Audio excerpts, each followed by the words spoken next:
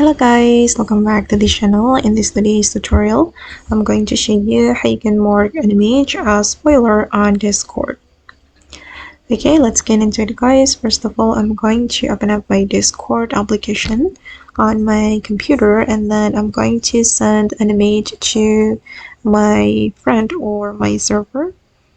Okay, I'm going to go to my server and I'm going to send an image right here. So if we want to send an image, we can click on this plus icon, and then I'm going to upload a file. I'm going to choose image from my device. I'm gonna go with this one, and I'm going to click on open. Okay, and if you want to mark it as spoiler, this step is very simple. You just need to click on this icon, this eye icon, and then your image will look like this. Okay. And okay guys, that's all the way to mark an image as spoiler on Discord. I hope this tutorial will be useful for you. Thank you so much for watching.